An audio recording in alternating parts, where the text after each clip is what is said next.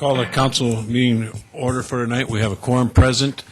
Tonight will be led in the invocation by Pastor James Peterson from Central Baptist Church right here in Sioux Falls. After the invocation, we'll have the Pledge of Allegiance. So at this time, I'd ask everyone to please rise. I'd like to thank the City Council for the opportunity to pray for the city and for you, and for acknowledging the various faiths of Sioux Falls in this act of prayer. I appreciate that. I was raised a Protestant. My wife was raised a Catholic, and we are raising our 5 children to be followers of Jesus. That's our faith tradition, and it is an honor for me to be able to pray for you and with you this evening. Dietrich Bonhoeffer, a Lutheran pastor in Germany during World War II, wrote this: "Clinging too much to our own desires easily prevents us from being what we ought to and need to be." Please join me for prayer. Father, we thank you that we have the opportunity to approach you, and we do so tonight with humility, with great need. These men and women are about your work, leading a city that you care for, a city that you want to prosper, a city that you want to be good and right, a city that you desire to be a place of peace and prosperity for families, for people of all ages. Father, in meetings like this, there are times of discussion, there are times of disagreement, there are times of passion, there are times of decision-making. And we ask tonight that you would provide a spirit of kindness and humility, a spirit of understanding, and a spirit of discernment, that the work of the city might be accomplished this evening, that voices might be heard and understood, and that all might have a sense that they were used for a purpose tonight, and they matter to this process of city government. I thank you for each man and woman who gives of their time, who serves, who pours their life out for the causes that are before them this evening. And we ask that you would bless them in every way. In the name of my Lord and Savior, Jesus Christ. Amen. I pledge allegiance to the flag of the United States of America and to the republic for which it stands, one nation under God, indivisible, with liberty and justice for all.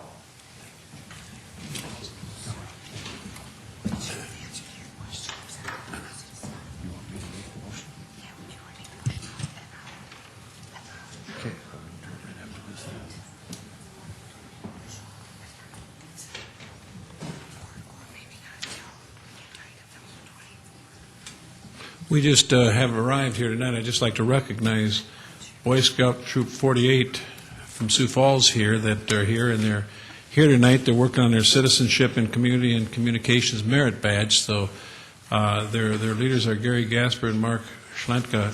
Would you please stand? We could recognize you, young men, and the leaders. Please stand.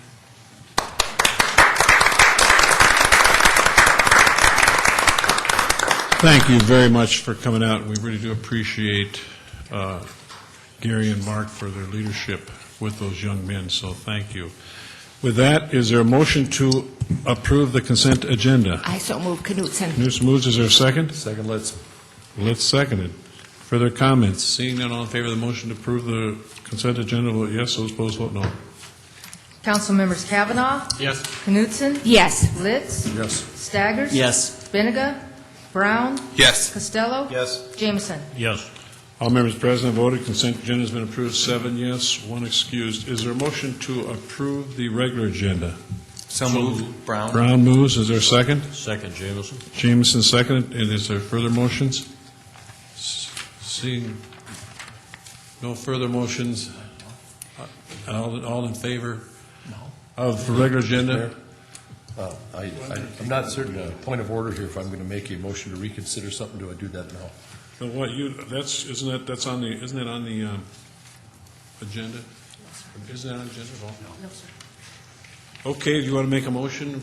Yes, I would like to make a motion to amend the main motion for a resolution vacating South Lake Avenue from 50 foot north of section line on West 12th Street to West 11th Street, and set the date of hearing for city council meeting on Monday, March 3rd, 2008 at 7 p.m. So you're making a motion to reconsider Yes. and then set the hearing date for March 3rd? That's Is that your correct. motion? Is there a second to that motion? Second, Jameson. Jameson seconded. All council members understand that motion to bring that back, and then we'll set the hearing date for March 3rd. Everybody understand that? So the motion is to bring it back and set the hearing date. All in favor of that motion will vote yes, those opposed vote no. Council members Kavanaugh, Yes. Knutson, Yes. Litz, Yes. Staggers, No. Brown, Yes. Costello, Yes. Jameson. Yes. All members present voted. That motion has been approved. 6 yes, 1 no, and 1 excuse. So that will be on the March 3rd agenda. Any other further motions to bring before the council on the regular agenda? Motion been made and seconded. Seeing none, all in favor of the approval of the regular agenda, vote yes. Those opposed, vote no.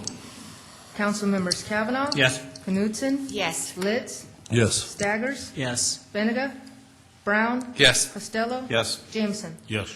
All members present voted. The regular agenda has been approved. 7 yes, 1 excused. This is the time that we set aside 5 minutes for anyone that wishes to address the council. What we ask is they give their name and their address. So anyone wish to address the council, we're going to have that next week. If you're going to talk about that, Lake. Well, I'm very disappointed that it's being reconsidered. I just have one statement about the vacating of the lake. Well, and that'll be on the agenda for March 3rd if you want to come on March 3rd. so. Yeah, I will. But my main concern here is the city didn't drive around Sioux Falls looking for streets to vacate. This was proposed by a business person.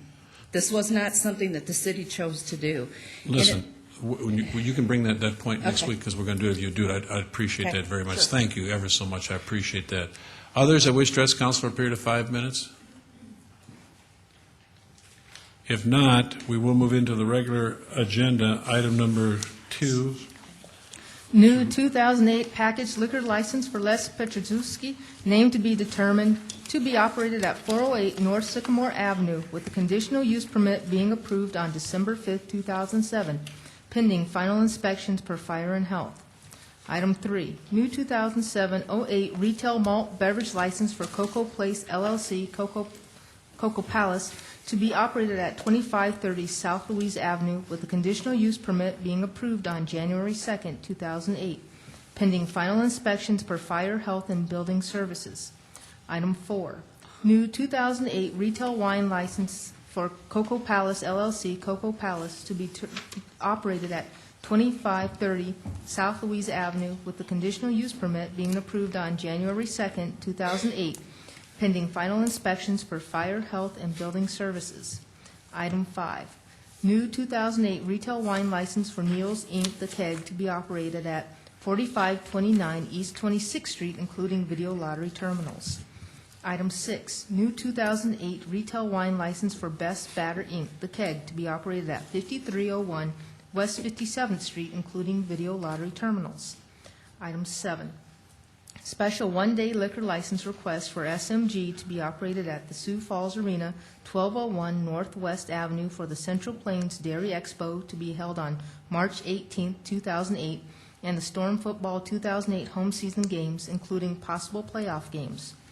Item 8, special one-day liquor license request for Washington Pavilion Management, Inc., Washington Pavilion of Arts and Science, 301 South Main Avenue, for the following dates, events in 2008. March 1st, May 23rd, May 24th, and May 31st for wedding receptions. April 8th for South Dakota Chamber of Commerce, and May 2nd for Arts Night. Item 9, special one-day malt beverage license and special one-day wine license for the Southeastern Chapter of the South Dakota Engineering Society to be held at Dalrymple Village, 1321 West Dalrymple Street, on February 23, 2008, for their awards banquet.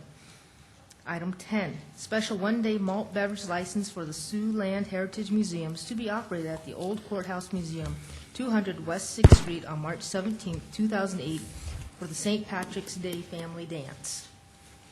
Thank you, Denise. Lori Hogstad with the City Finance Office. I just wanted to point out on items 5 and 6, it does say including video lottery terminals. These two businesses both currently have a retail malt beverage license and already do have video lottery terminals, but I just had added that on there so that you were aware of that. I can answer any questions on items 2 through 10. Are there any questions of Lori from the council on items 2 through 10?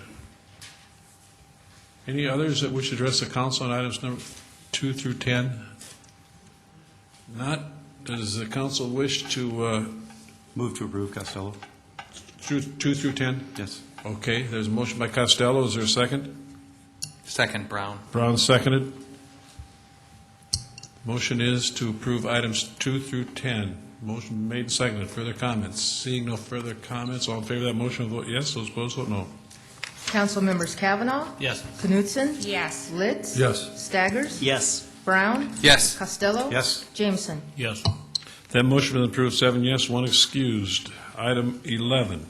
Deferred action, second reading, rezone 2007-1212, an ordinance of the City of Sioux Falls, South Dakota, rezoning property at southwest corner of East 69th Street and South Sycamore Avenue to allow future development of 28.3 acres of residential zoning along the south of East 69th Street and 10.5 acres of commercial zoning at the southwest corner of the intersection at East 69th Street and south-southeastern Avenue, and amending the official zoning map of the City of Sioux Falls. The Planning Commission recommends approval. Good evening, Mike Cooper, along with Steve Randall, Planning and Building Services. This item was requested for deferral from the last City Council meeting in order to look at the process for correcting the legal description that's currently shown in the title. And the Planning Commission had recommended approval of this rezoning. As we discussed at first reading, it is consistent with both our 2015 plan as well as the land use amendment that the City Council has previously acted on. So we are asking for approval of this tonight, but we would like to have the council approve this with an amendment that would amend the title to correct the description by striking South Sycamore and inserting southeastern. Questions of Mike on item number 11? Others that wish to address the council on item number 11? Is there a motion approved, and then we'll come to the amendment? Move for approval, Jameson. Jameson moved. Is there a second? Second, Litz. Litz seconded. Motion been made and seconded to approve. Okay. Rob, Jameson. And then I would offer amendment to change South Sycamore to southeastern. Okay, that motion been made. Is there a second? Second, Brown. Brown seconded that motion. Further comments on motion to amend? Seeing none, all in favor of the motion to amend, vote yes. Those opposed, vote no. Council members Kavanaugh. Yes. Knutson. Yes. Litz. Yes. Staggers. Yes. Brown. Yes. Costello. Yes. Jameson. Yes. All members have voted. It has been amended, 7 yes, 1 excused. We're back to the main motion as amended. Further comments? Seeing none, all in favor of approving item 11 as amended, will vote yes. Those opposed, vote no. Council members Kavanaugh. Yes. Knutson. Yes. Litz. Yes. Staggers. Yes. Brown. Yes. Costello. Yes. Jameson. Yes. All members present have voted. Item 11 has been approved, 7 yes, 1 excused as amended. Item 12. Second reading, an ordinance of the City of Sioux Falls, South Dakota, amending the revised ordinances of the city by revising the name of person to receive application for reduced taxation on new construction. This is an ordinance that was presented last council meeting that would update the enforcement of our tax abatement ordinances. The staff person that was previously responsible for the administration of that was the Assistant Director of Building Services. Because of reorganization and staffing changes, we are now updating this ordinance to provide for the Assistant Director of Planning and Building Services to administer this ordinance. We were asked by the City Council to also consider an additional amendment that would provide for an annual reporting process of properties that were qualified and eligible for this program. We are still working on the specific language of that amendment, and therefore we would like to request tonight a deferral of this item to the March 3rd City Council meeting. I'm getting a lot of feedback here. Sorry. Okay, is there a motion to defer? Comments? Motion to defer. Okay, Costello made a motion to defer item 12 until March 3rd. Is there a second? Second, Brown. Brown seconded. Further comments on the motion to defer? Seeing none, all in favor of that motion will vote yes. Those opposed, vote no. Council members Kavanaugh? Yes. Knutson? Yes. Litz? Yes. Staggers? Yes. Brown? Yes. Costello? Jameson? Yes. The motion to defer has been approved, 7 yes, 1 excused. Item 13. Second reading, an ordinance of the City of Sioux Falls, South Dakota, authorizing the issuance of its storm drainage system revenue bond to the South Dakota Conservancy District, authorizing the use of the proceeds thereof for capital improvements, pledging a portion of the storm drainage system revenue of the city to the payment of said storm drainage system revenue bond, fixing the terms of such storm drainage system revenue bond, authorizing the execution and delivery of a loan agreement between the city and the South Dakota Conservancy District, and authorizing the execution and delivery of such storm drainage system revenue bond to the South Dakota Conservancy District. Good evening, Chad Heavey, Office of Public Works, Engineering Division. This ordinance is associated with the Clean Water SRF loan in the amount of $2.621 million to fund the incorporation of best management practices in existing detention ponds and the Hayward Addition Drainage Improvements Project. Loan terms are 10 years at 2.5%. Item 25 on tonight's agenda is a CIP amendment that includes moving the Hayward Addition Drainage Project from the 2011-2012 program to the 2008 program. Questions of Chad? Others that wish to address the council on item number 13? Not. Is there a motion to approve? Move to approve. Let's Move. Is there a second? Second, Jameson. Jameson seconded. Further comments on that motion to approve? Seeing none, okay, Kermit, go Yeah, I ahead. just have a quick question, Chad. These are going to be paid for with user fees? The drainage system fees. Yes. And at the same time, do we still commit our second penny, or are they satisfied with just the user fees? The user fees will be repaying this loan. Yes. But when we sign this, are we also going to have a backup for the second penny just in case? So it's pure user fees. Okay, thank you. Okay, further questions, Pat? Chad, those user fees, are those the DSCR fees? They are the drainage fee that everybody pays, and then also combination of those and the DSCR and the RDC. Further comments? We've got a motion been made and seconded to approve item 13. Seeing no further comments, all in favor of the motion to approve, vote yes. Those opposed, vote no. Council members Kavanaugh? Yes. Knutson? Yes. Litz? Yes. Staggers? Yes. Brown? Yes. Costello? Yes. Jameson? Yes. All members present voted. Item 13 has been approved, 7 yes, 1 excused. Item 14.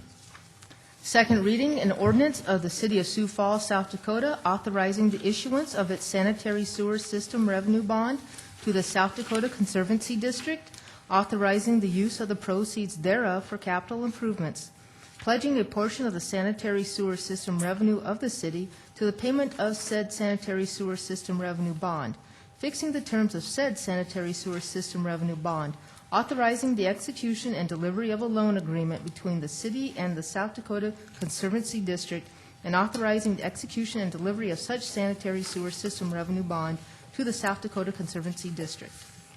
This ordinance is associated with a Clean Water SRF loan in the amount of $3.744 million to fund the Central Main Interceptor replacement. Item 25 on tonight's agenda is a CIP amendment that includes moving this project from the 09-10 program to the 2008 program. Loan terms are 10 years at 2.5%. Questions of Chad? Not. Others that wish to address the council on item number 14?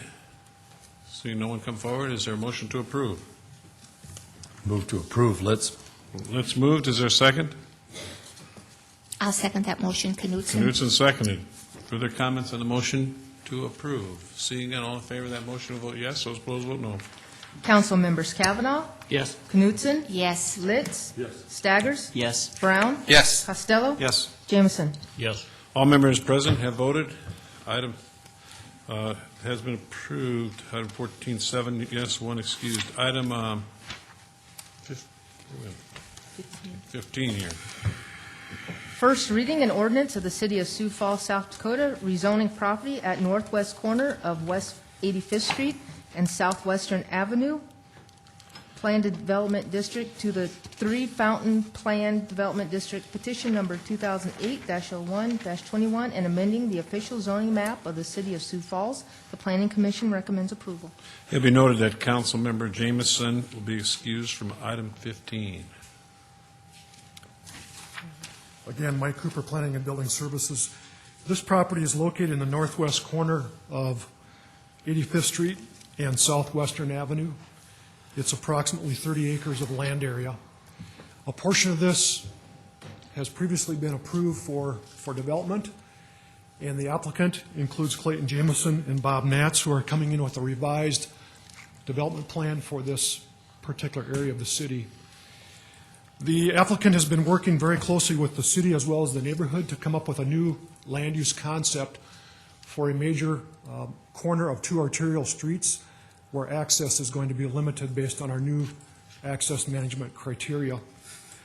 And the concept that is being proposed will include a variety of commercial, office, and residential land uses. And we have a concept plan that has been put together by the petitioner with quite a bit of detail as far as the different types of development and some of the development standards that would be adopted with this proposed zoning change.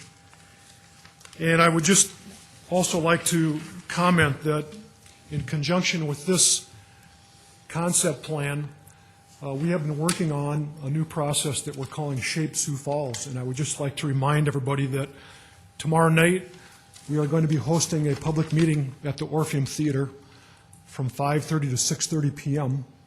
to begin getting public input on when we are looking at future development areas like this, as well as existing development areas within the city, of looking at land use policies and development guidelines that will allow us to update our 2015 plan to a 2035 plan, and then ultimately we will be looking at updating our city zoning and subdivision ordinances. So we encourage people to come to the meeting and express their opinions and ideas about the future land use of the city of Sioux Falls. But this is an example of the type of a concept that we've seen in other communities. It's more of a neighborhood that has living, working, recreational opportunities in close proximity to each other. And as I said, the applicant has been working very hard with a number of neighborhood meetings to come up with this concept. And the recommendation that's being presented to you has been seen as very favorable by the surrounding property owners, as well as being recommended for approval by the Planning Commission. Questions of Mike on item 15. Kermit. Yes, this is supposed to be a planned development district. And I guess my understanding of a planned development district was to allow a lot more leeway for the developer to do things. But I got all the regulations that are being imposed on this developer, and there's, what is it now, 33 pages of regulation. Is that going against really the concept of a planned development district where it seems like we're having more regulation, not less? That's a good question. Those sub-area regulations came about specifically from the meetings with the neighborhood. Those were the regulations that were worked out between the developers, the applicant, and the neighborhood. We did not come up with those. The applicant came up with those. And it really, I think, goes back to, because this is a fairly new concept and this is one of the first test cases that we'll have for this type of mixed-use development, we wanted to do it right. And again, the regulations that are being proposed with this rezoning are strictly the result of the applicant meeting with the surrounding property owners. If I could just read one paragraph here, dealing with sub-area A. Buildings in this sub-area are to be designed to accommodate smaller shops, galleries, and restaurants. In general, buildings shall be a minimum of 2 stories to create a town square environment. Within the sub-area, the town square approach will be carried into the building's architecture with each storefront unique, but complementary of other storefronts similar to Phillips Avenue store frontages in downtown Sioux Falls. Effort should be made to incorporate large windows and awnings, colonnades, overhangs, and courtyards to add visual interest and offer refuge for pedestrians from the elements. Natural materials should be included in each proposed building facade. Now, that's just one paragraph out of these 33 pages. And you know, to me, that doesn't sound like that's coming from neighbors. This sounds like this is coming from the planning department. It's not, Counselor, I assure you, it's not coming from us. I mean, because we have a lot of neighbors that know a lot about planning and buildings and so forth. And what we'll Town do is- squares. At second reading, we'll have the petitioner here to verify that they did work this out with the neighborhood. Is the petitioner here tonight? Typically, at first reading, there's no public input. Yeah, but is the petitioner here tonight? I don't believe so, no.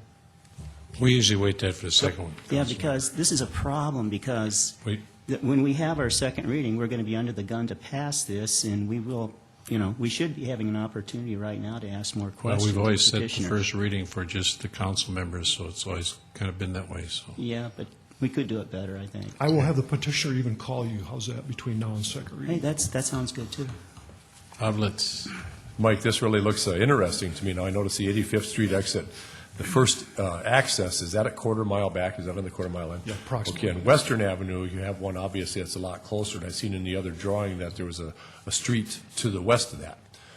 Is this just going to be a right-in, right-out type thing? There's not really the quarter mile access? It's, yes, and it's gone through review by Public Works as well as the planning. So the major access will be to the north, if Steve can circle that one. Yep, on Western Avenue. On Western Avenue, okay. No, that's 85th. There you go. That's approximately a quarter mile as well. Okay, very good. Thank you, Mike. further questions? Mike on 15. Let's go to 16. First reading an ordinance of the City of Sioux Falls, South Dakota, rezoning property at East 10th Street and 6 Mile Road from the AG Agricultural District to the RS2 Residential District, petition number 2008-01-07, and amending the official zoning map of the City of Sioux Falls. The Planning Commission recommends approval. This is a property that's approximately 20 acres that's being proposed for a new elementary school that would be constructed by the Brandon Valley School District. The property has been annexed into the city and is proposed to be hooked up to city water and sewer. There is also room for the possibility of a future neighborhood park adjacent to this. And we are going through the stages of rezoning it so that the school district can begin construction this year. They do intend to have the school open by the fall of 2009. Questions of Mike on item 16. Let's go to 17. First reading, an ordinance of the City of Sioux Falls, South Dakota, rezoning property at East 57th Street and South Sycamore Avenue from the AG Agricultural District to the Briarwood Estates North Plan Development District, the RC Recreation Conservation District, the RD Residential District, and the RS2 Residential District, petition number 2007-12-07, and amending the official zoning map of the City of Sioux Falls. The Planning Commission recommends approval. This is approximately 71 acres of land. It's at 57th and South Sycamore. Ronning Enterprises is the petitioner. The City Council has previously approved a land use amendment, and this is in conformance with that plan. This would include approximately 7 acres of future commercial zoning, approximately 2.4 acres of multifamily office development. There would be about 8 acres of recreation conservation that will be set aside for drainage purposes. There'll be a little over 4 acres for twin homes and fourplexes, and the balance of the land, approximately 49 acres, will be for single-family residential. And because this is in conformance with the land use amendment, the recommendation is to approve this. Questions of Mike on item number 17. Go ahead, Kermit. Yeah, Mike, are we going to have a park in this area? In this particular area, there will not be a park. The future plans for a park would be farther to the east of this development area. Further questions on item 17. Let's go to 18. First reading, an ordinance of the City of Sioux Falls, South Dakota, a major amendment, petition number 2007-1231, to Chapter 15.45.070, Planned Development Districts at Lundstrom's Planned Development District, allowing changes in land use as reflected in the revised sub-area regulations. The Planning Commission recommends approval. This property is approximately 2 acres of land, and it's in the northwest corner of 69th Street and Ralph Rogers Road. The property is currently zoned for office development, which goes back prior to the reconstruction of 69th Street. And when 69th Street was reconstructed to an urban design, we incorporated our new access management requirements so that as a result of that, there is limited access on 69th Street. And the petitioner is now requesting this to be rezoned for a commercial development that will include a C-store with additional retail services.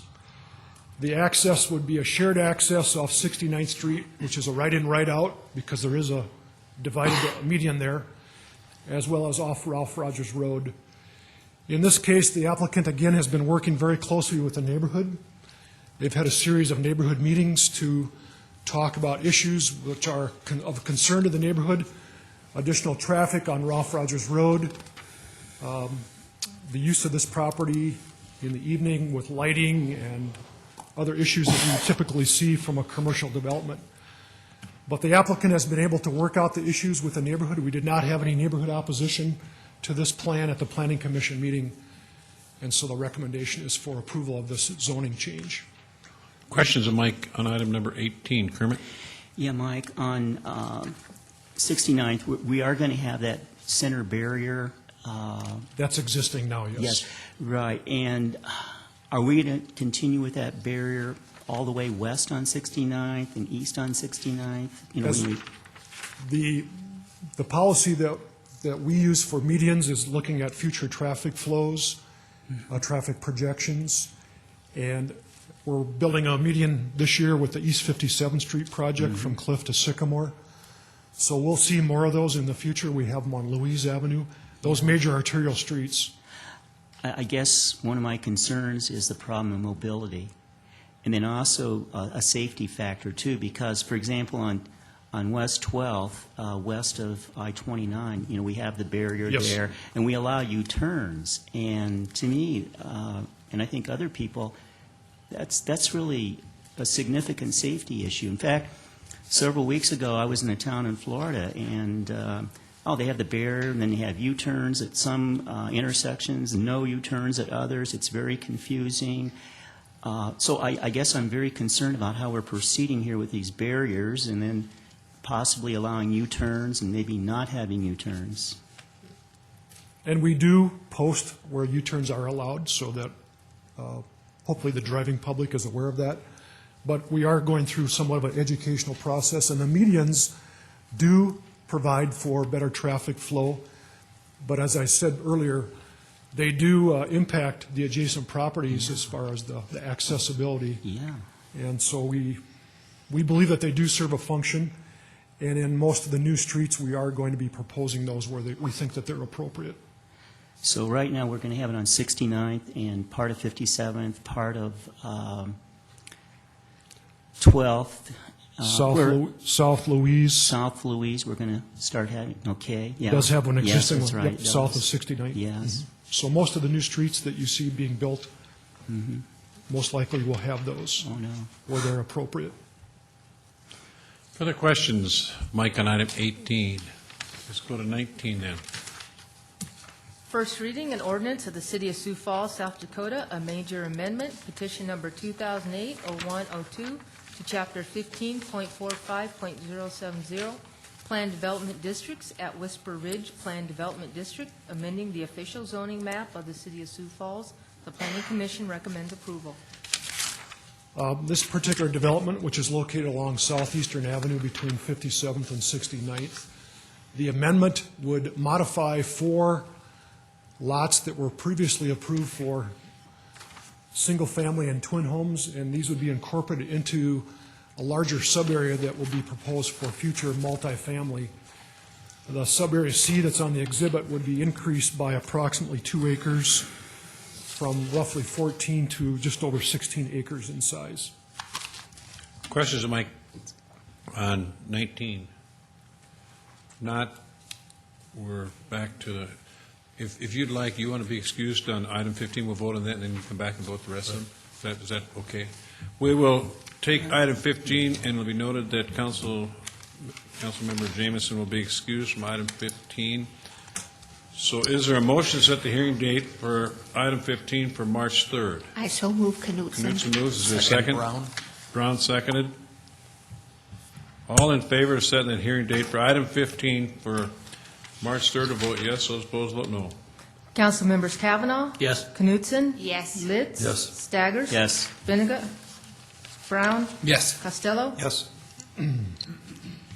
All members present voted. The hearing date has been set for item 15 for March 3rd, 6 yes and 2 excused. We're now... Mr. Chairman, Yes. move to set hearing date for items 16 through 19 for March 3rd.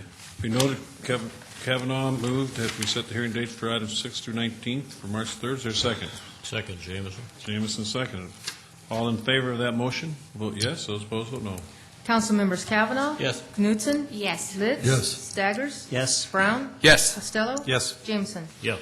All members present voted. The hearing date for items 16 through 19 has been set for March 3rd, 7 yes, 1 excused. Let's go to item 20. Deferred action, preliminary subdivision plan, 2007-12-16, Tom's second addition to the city of Sioux Falls, Lincoln County, South Dakota.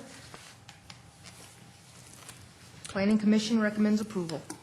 The following three items, 20, 21, and 22, are all preliminary subdivision plans. Ted Toms is the applicant. All three of those were requested for deferral so that we could complete our engineering review, as well as ensure that these development plans were in conformance with the rezoning. We've gone through that review, and so tonight we are recommending approval of all three of these items. They do meet all of our requirements. Item 20 is in the northwest corner of 69th and Southeastern Avenue and is in conformance with the rezoning proposal that has been approved by the City Council, as well as our engineering design requirements. Questions of Mike on item number 20? Kermit? Yeah, Mike, I guess on these items that we're dealing with now, 20, 21, and 22, the applicant started last January of 2007, and here we are in February 2008. I guess I'm really concerned about how long this has taken, and also at the same time losing the summer months for construction and work on this too. And I just hope this, we don't have such long time periods here to get things going. And I agree, this is a very unusual circumstance because, as you recall, the applicant originally came in with a proposal to annex additional land that was not all sewerable without a lift station, and we decided that we would go through a fairly lengthy process to look at a lift station policy that involved the Infrastructure Review Advisory Board and the City Council. And so that did take some time. And as a result of that, the applicant did come in with the annexation of just that property that could be sewered. So this is an unusual situation, and I'm not sure that normally we've ever taken this long with a development plan like this. Further questions, Mike, on item 20? Others who wish to address the council on item 20? Not, is there a motion to approve? I so move. Knutson. Knutson moves, is there a second? Second, Litz. Litz seconded. Further comments on that motion? Seeing none, all in favor of that motion will vote yes, those opposed vote no. Council members Kavanaugh. Yes. Knutson. Yes. Litz. Yes. Staggers. Yes. Brown. Yes. Costello. Yes. Jameson. Yes. All members present voted. Item 20 has been approved, 7 yes, 1 excused. Let's go to item 21. Deferred action, preliminary subdivision plan, 2007-12-15, KAV addition to the city of Sioux Falls, Lincoln County, South Dakota. The Planning Commission recommends approval. Again, this property is in the southwest corner of 69th and Southeastern. It is in conformance with our city requirements and is consistent with the zoning that has been approved by the City Council, so we're recommending approval. Questions of Mike on item number 21? Others who wish to address the council on item 21? Is there a motion to approve? Move for approval, Jameson. Jameson moved. Is it Costello seconded? Further comments on that motion to approve? Seeing none, all in favor of that motion will vote yes. Those opposed vote no. Council members Kavanaugh. Yes. Knutson. Yes. Litz. Yes. Staggers. Yes. Brown. Yes. Costello. Yes. Jameson. Yes. All members present voted. Item 21 has been approved, 7 yes, 1 excused. Item 22. Deferred action, preliminary subdivision plan, 2007-12-17, Heavenly Meadows addition to the city of Sioux Falls, Lincoln County, South Dakota. The Planning Commission recommends approval. This property is in the southeast corner of 69th and Southeastern, and again, it's in conformance with our city requirements as well as consistent with our rezoning plan that has been approved by the City Council, recommending approval of this item. Questions of Mike on item 22? Vernon? Mike, Councilor Bennigan and I had asked earlier about the overpass there and the right-of-way issues. Do you have any information on that? These subdivision plans do provide for the potential, and I'll stress the word potential, right-of-way for an overpass. There's a railroad track that bisects this property. And as we've looked into the future at other arterial streets that cross railroads, we have encouraged, where possible, to do a grade separated crossing. The one that we're doing this year is on East 57th Street between Cliff and Southeastern, or Sycamore, I should say. And we do have a plan that goes back to 2002 that we worked with the state of South Dakota, the State Rail Authority, and as well as the Burlington Northern Santa Fe Railroad. And what that plan shows is that in the future, where there is an arterial street that's going to have a significant amount of traffic flow, that we should look at a future grade separated crossing. What we've talked about in this case is that because initially the traffic forecasts are probably going to be in that 10,000 vehicles per day, it would be difficult to justify the cost of an overpass that might be $1.5 million. So initially, we probably would look at a signalized structure at the railroad crossing. And then in the future, as the traffic would expand, say, to the 20 to 25,000 vehicles per day, where you could justify the need for an overpass, then we would consider it at that time. So that's kind of the policy that we would like to work on to bring forward as how we would deal with these issues in the future. And would we buy that right away to make that happen? Yes, we would. In this particular case, we would end up having to purchase the right-of-way, at least under the current discussions that we've had with the property owner. Bob Jameson. Mike, there are federal funds available for safety issues, and railroad crossings, I'm sure, would be one of those.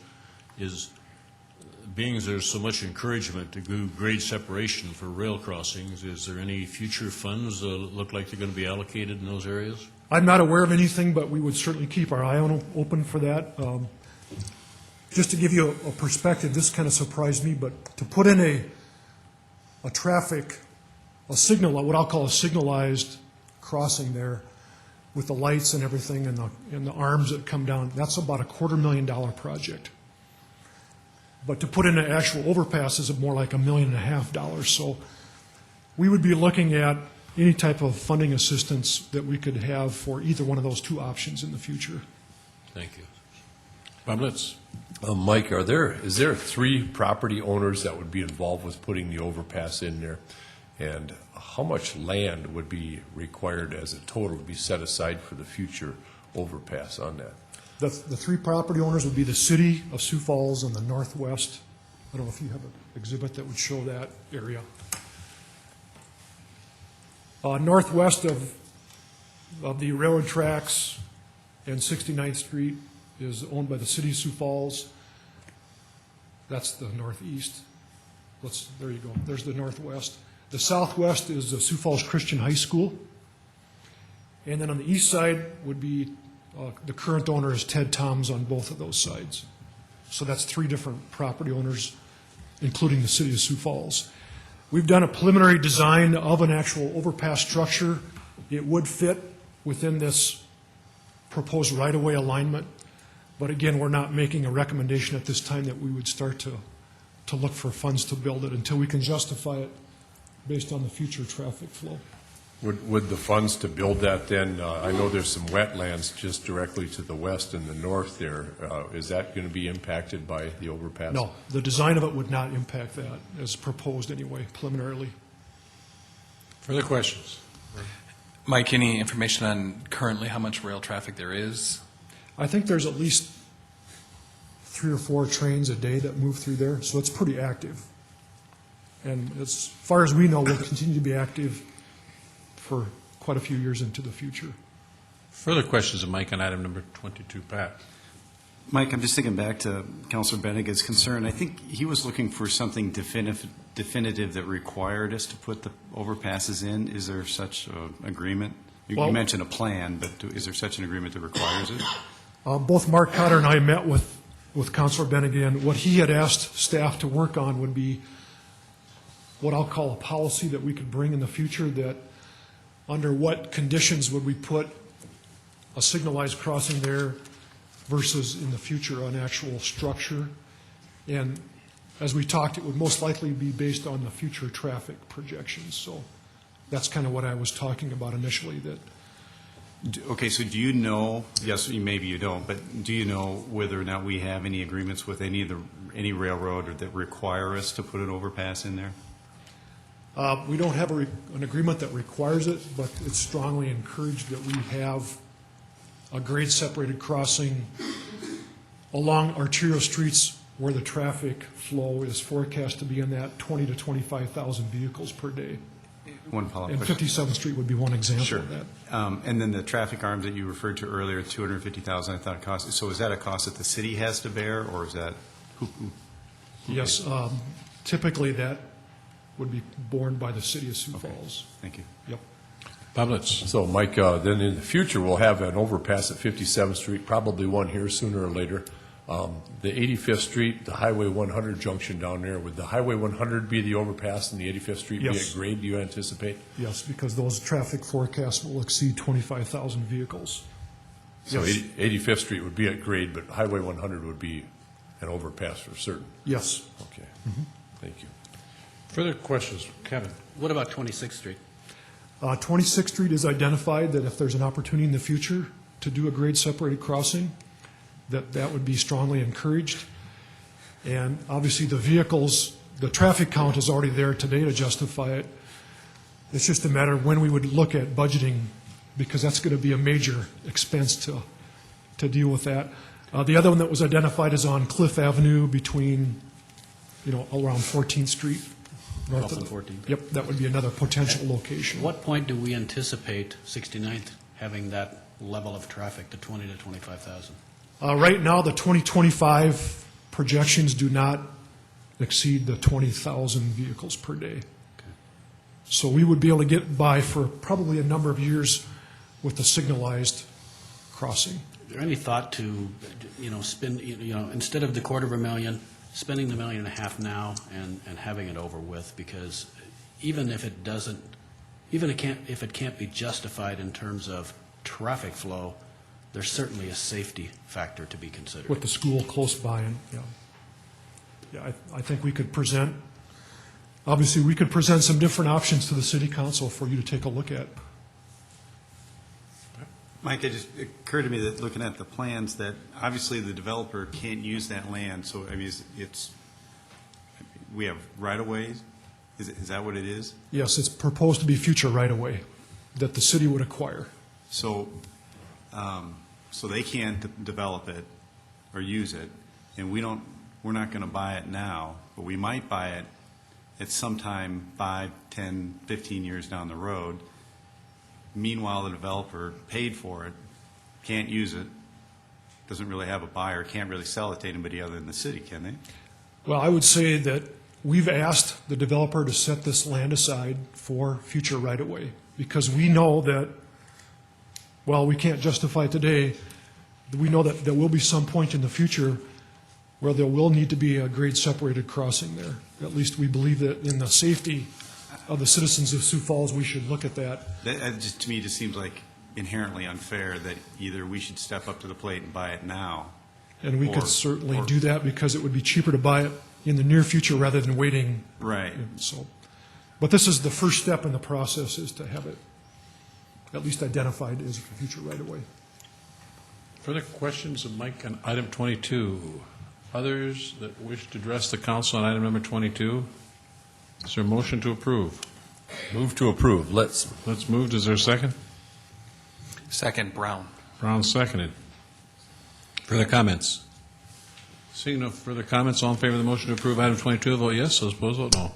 Council members Kavanaugh? Yes. Knutson? Yes. Litz? Yes. Staggers? Yes. Brown? Yes. Costello? Yes. Jameson? Yes. All members present voted. Item 22 has been approved, 7 yes, 1 excused. Item 23. Deferred action, a resolution declaring the necessity to construct sidewalk on North Westport Avenue and assessing the cost to each lot or tract of land benefiting thereby. This resolution is to construct sidewalk in compliance with our engineering design standards on both sides of Westport Avenue from Russell Street to north of Sencor Drive in conjunction with the Basin 13 sanitary sewer project. Of the 21 property owners on Westport Avenue, 15 would be assessed approximately $80,000 for the costs associated with constructing the sidewalk per city ordinance. And Jeff Muntz is here tonight as requested to answer any questions. Questions of Chad on item number 23. Kermit. The city seems to want this really bad. We've heard testimony from at least one property owner who doesn't want this at all. They feel it's a waste of money. That being the case, instead of having the property owners pay for it, the adjacent property owners, doesn't it make sense the city should pay for it? We're just facilitating current city ordinance that the council set.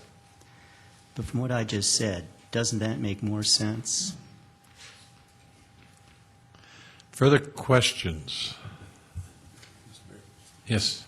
Chad, I met out in the hall with some of the constituents that were concerned about this here, and one of them made a statement that if you did not have an access on Westport, that you would not be assessed, and I found that hard to believe. Is that true?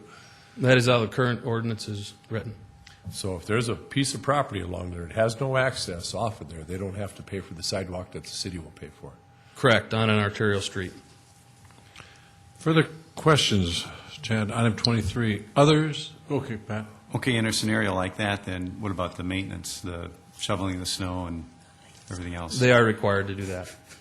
They just don't have to, so they just don't have to pay for it, but they still have to maintain it. Right. If you have access to an arterial street, you can be assessed for street costs and sidewalk costs. Further questions of Chad, item 23. Bob Jamieson. However, I think this one is going to be constructed adjacent to the curb, and in that case, the cities are responsible for removing the snow. Is that correct? Yes, if the city plows during their snow removal activities, put snow onto that, then we will come back and take care of that. Further questions? 23. Bob Litz. I just, I'm struck by the unfairness of that. It seems to me that, some people get assessed and other people don't simply because they don't have an access. Is there either they all pay for it or they don't? In my mind, I was wondering if there's some way we could maybe correct this. It seems inequitable at this point. Ordinance change. An ordinance change? Well, or an amendment tonight.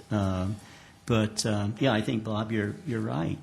This is totally unfair. And, considering the fact that the sidewalk never belongs to the property owner, the adjacent property owner, the sidewalk always belongs to the city.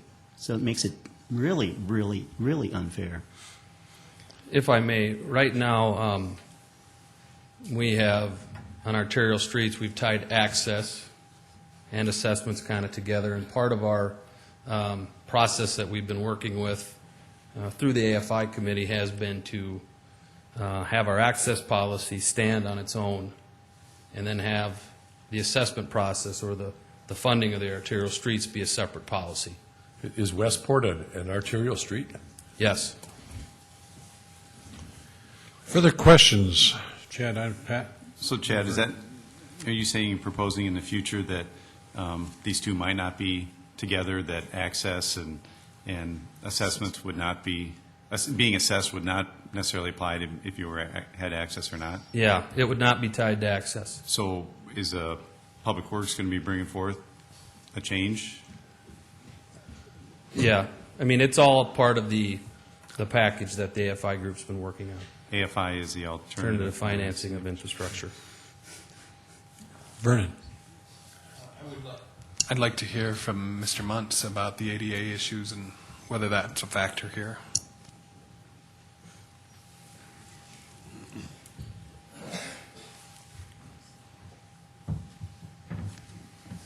Good evening, Jeff Muntz, City ADA Coordinator. I guess I can give you a little bit of a summary as to how the ADA applies, or I can answer your questions up front as well. Would you like me to just go over what? Sure. When we're talking, we've had these discussions before with regard to how the Americans with Disabilities Act applies to the public right-of-way. In this case, if we're looking at the national level, if we're looking at the Americans with Disabilities Act of 1990, the ADA has 5 titles. The one that we're talking about here is Title II.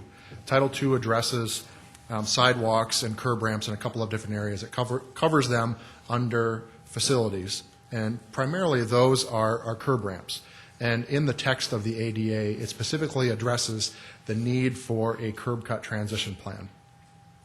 And we've actually had, and I'll talk about that more a little bit later, but we've actually had discussions very recently with Federal Highway with regard to the city's curb cut transition plan. So we know that that is something that Department of Transportation is interested in, Federal Highway is interested in ensuring that the city is following its requirements there. Title II also addresses sidewalks also addresses program accessibility, not just facility accessibility, but program accessibility. And sidewalks is really where, or program accessibility is really where sidewalks fall. What the Americans with Disabilities Act states, and we do have some case law to look to for further explanation here as well, but what the ADA states is that when a city or a public entity has a program, that program must be provided to all people of all different abilities. Now, if we were a smaller community, or a community without sidewalks, for example, we have some surrounding communities that don't have any sidewalks. They don't have a program of providing sidewalks. The Americans with Disabilities Act does not require them then to put in sidewalks. It requires them to put in curb ramps, but not sidewalks. It doesn't require them to create that program. Now, the city of Sioux Falls, we do have a system of sidewalks, that program of providing pedestrian access to our facilities by means of sidewalk. And when we have that sidewalk program, we need to provide it to people of all different abilities, and that includes residential areas, business areas, light industrial areas, and the idea behind that is it's in this area, which is light industrial, there may be people out there now or in the future that need access to those places that use a wheelchair for mobility. Or maybe they're blind, and for somebody that's blind, using the shoreline of a sidewalk is really the primary means of finding a place from one building to the next. The sidewalk provides those individuals good pedestrian access to get to those businesses to find jobs. We also have, within close proximity to that, we have some restaurants. We have access to the bike trail, as well as other features that this sidewalk would serve. And so that's program accessibility. The way that translates down to the local level and how we address that is we have our curb cut transition plan.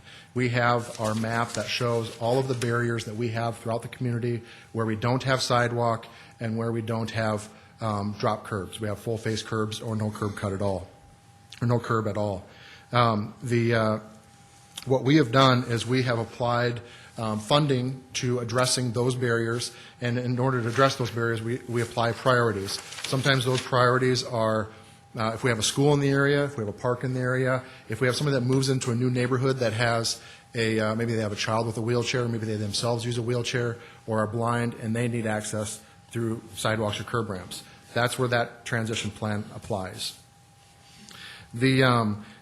As far as any exposure to liability, certainly we know that it's because of these different things, it's the good thing to do, but we also want to assess our risk and look at what our exposure to liability here is.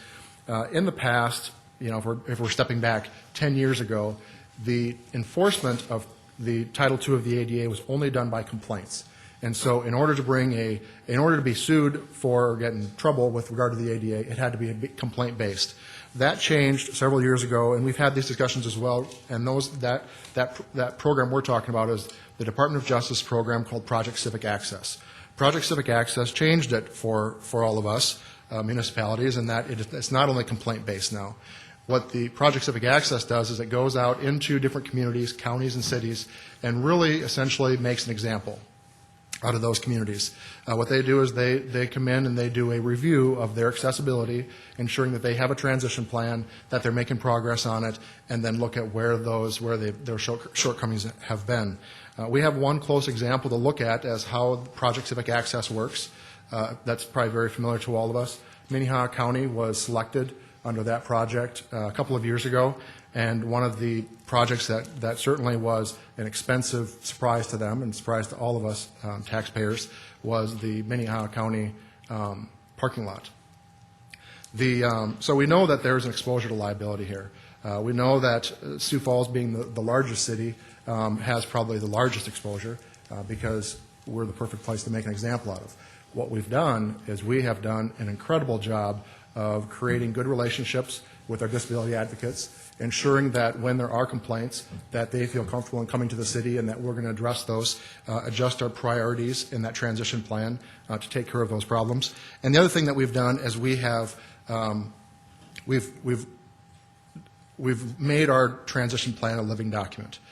We talk to the council regularly each year about the improvements that we're going to make.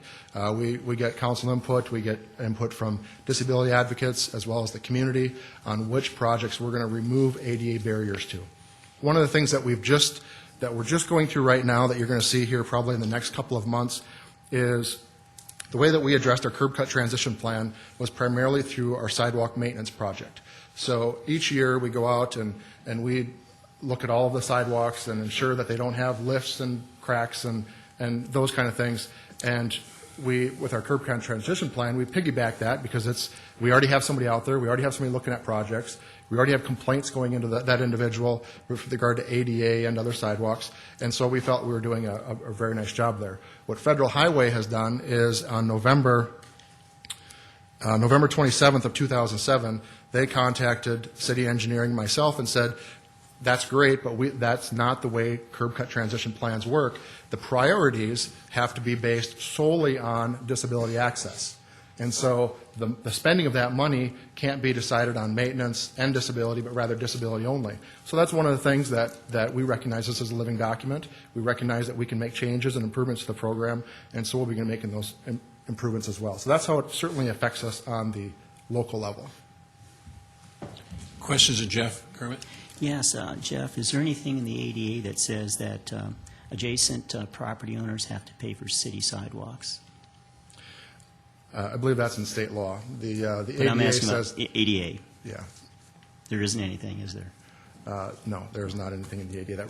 Federal law does not require adjacent property owners to pay for this. Vernon? Jeff, I have a couple questions. I apologize I was not able to be here last week when you discussed this, but is what triggered this the construction that we're going to do on Westport? Sure. There's three different ways that would trigger this: new construction, alterations, and the transition plan. And in this case, we have an alteration. And whenever we make an alteration, kind of the point that puts us over is when we have a mill and overlay. If it's below, the maintenance is below that of a mill and overlay, then we typically are not required to do the ADA improvements. We do some of those because it's cheaper for us to do them at that time. But in this case, because it's greater than a mill and overlay, it triggers that alteration portion of it. And Steve, if you could put up the slide again of the area, is there a section on the west side there that is without sidewalk proposed? Right there. I'm assuming the yellow lines there on either side of Westport are the sidewalks? There, the section You're looking without at yellow? the portion by Ramcota. Okay. It's addressed in the next item Okay. on tonight's agenda. Thank you. And do we do any sort of pedestrian counts to see how many people are in that area today walking? I don't believe we do pedestrian counts. There's two ways that we do address pedestrian access outside of our ADA requirements, and those are through two policies that have went through the council. One is a planning policy, more of a vision policy in our pedestrian plan, and that looks at the type of sidewalk that we want, sidewalk on both sides of the street, whether it's back of curb, whether there's a boulevard there, and then we have our constructability policy, which is through our public works department. But as far as pedestrian counts, no, we don't. We do get good marks, right, nationally in terms of accessibility and with our sidewalks in this city? Actually, we do. We've had, in the last 2 years, we've been in the top 10 for, as ranked in the national accessibility from Access America, a national organization on disability. So certainly we're being recognized nationally for the how active we are and connected we are with our disability community in making sure we're providing our programs accessible to everybody. So the consequence of voting against this is the exposure that we put the city at? Sure. There is exposure, liability exposure. That is one of the consequences. Since you mentioned that, one of the other consequences I think is probably a real consequence. in one of our largest cases, which is the City of Sacramento, and we've discussed this case before, the City of Sacramento felt that it was going to challenge they received a sidewalk complaint. They felt that they were going to challenge the whole idea of program accessibility. Okay, we realize that the ADA specifically says we need to provide curb cut transition plan, but it doesn't say anything about sidewalks. Well, the Department of Justice submitted a brief, a friendly brief. You know, they weren't a party, but they submitted a brief that said sidewalks are included and included under programs. Well, that particular case, battle went on for 4 years, certainly created great distress between the community, the city council. It ended up being settled, so we don't have a court decision on it, but we do have a settlement, and the settlement was that the city would dedicate 20% of its transportation funds for the next 30 years to improve its sidewalks, curb ramps, and crosswalks. Substantial. I mean, that is substantial. And one of the city councilors, City Councilman Dave Jones, said settling was the right thing to do and an important step in mending relations with the disability community. So if we're talking about things, after effects, I think that's one of the after effects that we would have, mending relations with our disability community. Further questions? Jeff, on item 23. Others that wish to address the council on item number 23? Thank you.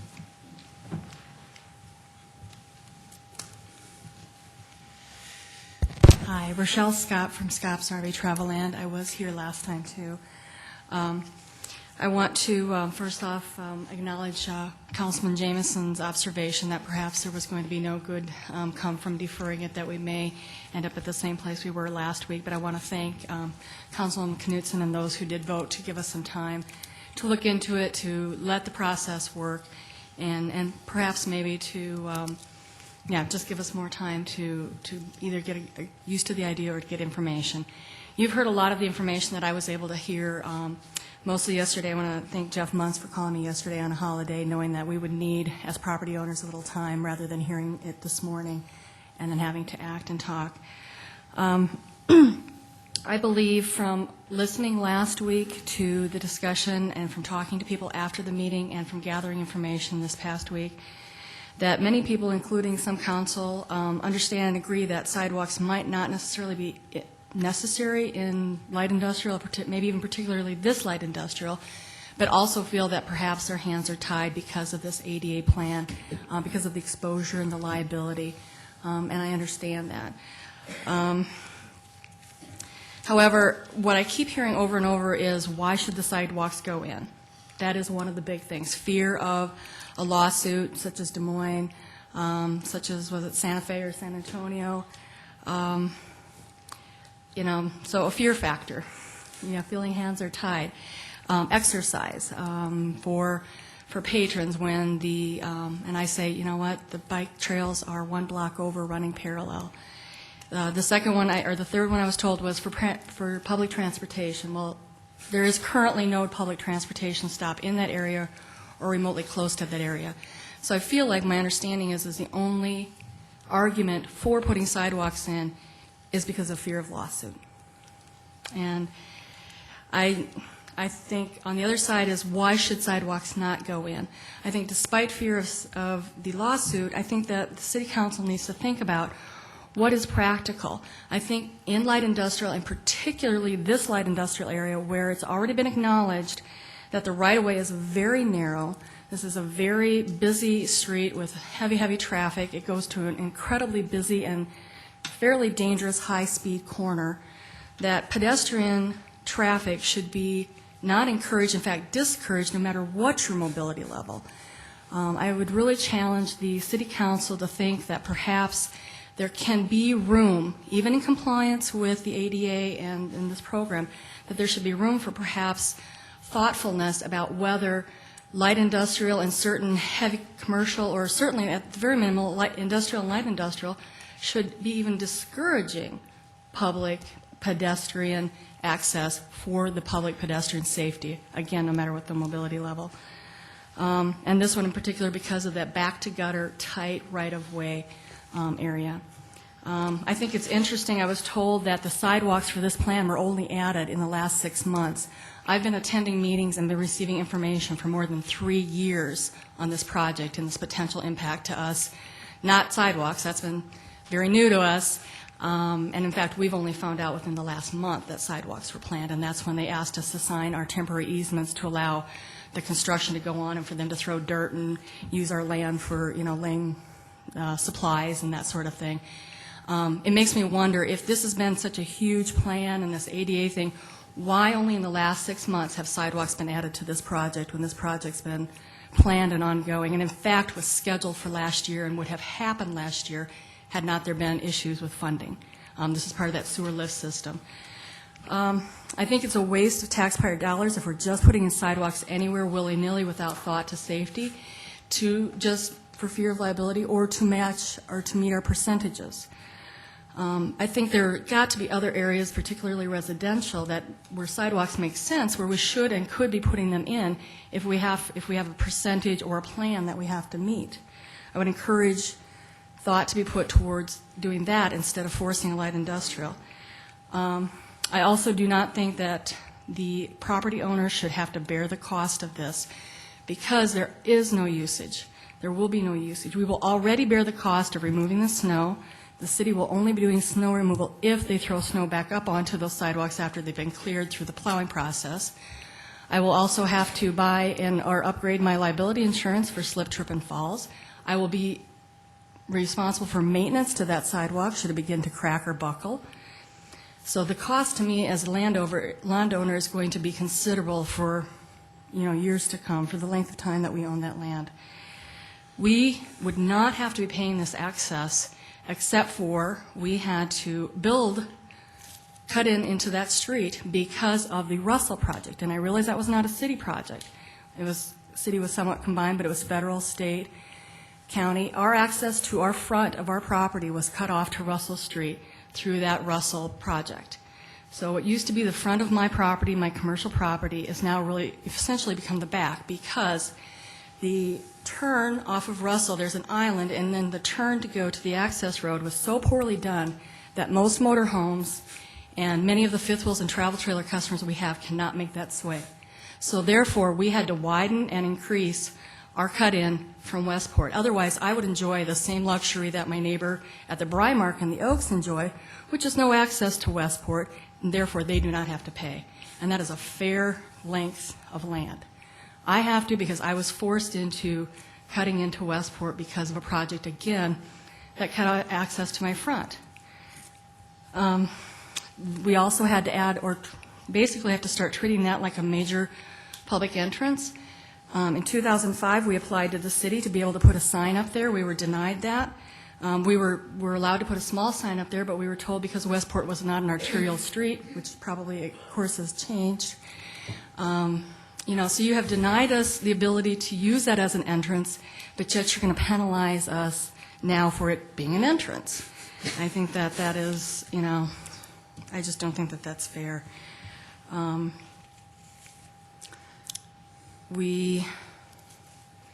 don't think that a need has really been shown. There is no traffic there. I think there's a safety issue. I also think that there has certainly been some thought, and Jeff Muntz is very thoughtful, and I think he knows his business, but I encourage the City Council to see if there is a plan or something that can be done as far as concessions for light industrial, where I do not think you should be encouraging residential or pedestrian traffic. I think forcing the sidewalk, the maintenance costs and liability is not fair, especially if you're just doing it to adhere to a plan that keeps us out of hot water and for liability issues and not for a true use. I think it's poor use of taxpayer money. And I don't know, I think that I encourage, so basically I'm requesting a no on this resolution. Barring that, I would ask that you consider that the property owner should not be assessed because of the extenuating circumstances that I've talked about. But most of all, I really encourage the City Council to perhaps put a group together. I know you can't look at everything individually. There's a lot that comes before this council. There's a lot of money requests, a lot of things like that. But I think that somebody needs to take a look at, are we putting sidewalks not only in our area and into other light industrial areas that we really wouldn't need to? Are we spending taxpayer money in areas that, first off, it's probably not safe to have pedestrian traffic? or necessary, when there are maybe, when we can still live with in the ADA plan, keep that percentage up so we stay in that top 10 that they talked about by putting it into more residential areas and things like that. And spending taxpayer money with real thought, by choice, not by fear, and with a real plan. I believe Jeff has done a good job, but I think that a larger group or many minds perhaps taking a better look at that as the city grows would be my recommendation. Thank you for your time. Questions of Kermit? Yeah, I understand where you're coming from, where, I agree with you. I don't think we should have these sidewalks in that particular area of town at all. I agree totally with you. But having said that, if we are going to have sidewalks, I think I know your answer, but I'm going to ask you anyway. Would you prefer the city then pay for them? I think that's the fair thing, because that is actually the back of my lot. Although we have vehicle traffic, my front door is completely on the other opposite end of the property. This is not a sidewalk that I've asked for. I am already going to bear the costs of maintenance, plowing, insurance, all of that sort of thing. I don't think that it's fair. I'm also a taxpayer, and I understand the city cannot be paying for everything. I, as a taxpayer, don't necessarily think that, I think there's certainly responsibility, but as a landowner, and a business person and a community owner, I think that we are more than willing to pay our fair share when it's fair. And we go above and beyond with supporting a lot of things, but I don't think it's fair in this case. Further questions? Bob Jameson. Not for you, but for Mike or Chad or someone, maybe even Mr. Muntz. When a new building is built in the city of Sioux Falls, what are the ADA requirements for that, whether it's a private building or a public building?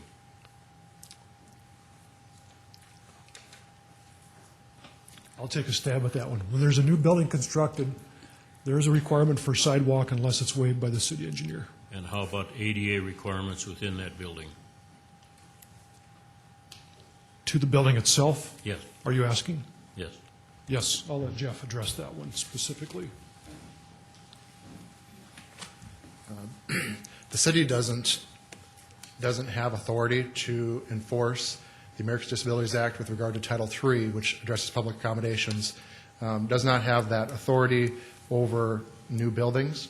One of the things that was changed in our last revisions to the building code is the building code was matched, the International Building Code was matched more closely with the Americans with Disabilities Act. And so when the city adopted that building code, then we also adopted those Chapter 11 requirements that very closely model what the ADA says under accessibility. One of the things that the city has is we have a city ordinance called Chapter 21.5, which is enforced by the Human Relations Commission. And if there was a building that was existing or new and maybe wasn't caught through the building services, which I can't imagine would happen, our city ordinance under Chapter 21.5 says that public accommodations can't deny somebody access based on disability. So we really have two different areas that address the facility access to a private building, one from a building code standpoint and the other one from a civil rights standpoint. And those costs, though, are assured or borne by the property owner, not by the city? Correct, exclusively by the property owner. Right. Thank you. Dee? Jeff, I was wondering, would you or someone else, or Chad, or someone be able to answer or comment on Rochelle's comments as far as that they haven't known for very long about the sidewalk part of the project, when in fact the duration has gone on for quite a while? The design of this project was started, like she said, 2 or 3 years ago, and it got shelved or pushed back a year because of funding deficiencies. When it was typically what we do then is when we get the project off and scrape the dust off and get it ready for bid again, then we would look at any design standard changes or any other issues that we think should be incorporated at this time. Engineering staff discussed this at length. Then we made the decision that we would move forward with sidewalk, knowing that it would come to this council for approval. So it was just since when we got the plans back out to get them ready for bid. Kermit? Yeah, Chad, Mike just mentioned that, with the new building, okay, there've got to be sidewalks, but he also said unless waived by the city engineer. I guess the impression I had, we all had to have sidewalks, but now it can be waived by the city engineer? It can be. Any issue that would come up like that would be discussed between several staff from engineering, public works, and planning. So if I could continue, since you're the city engineer, theoretically, you could waive these sidewalks. Yes. Can you do that? I could. Sounds like a good idea. Further questions? Others that wish to address the council on item number Mr. Mayor. 23? Oh, excuse me, go ahead. Chad, you indicated that you had discussions in the city staff regarding whether or not to apply these sidewalks now. What were those about? I mean, it seems like it's a pretty clear-cut example that we needed to have them. Why weren't they in the plans last year? Because I don't know that our ADA compliance has changed from one year to another. I can't speak to why they would not have been in the plan set that we would bid maybe in '06 or probably '06. A lot of the discussions were centered on the discussions this council had regarding North 4th Avenue from Benson Road up to 60th Street North. And they went in on that project, and that was a thought process on this. Can you give any examples where the situation might arise where you might waive sidewalks? I can't come up with in a new area, but there are instances there is an example out on the east side of the town in a new development where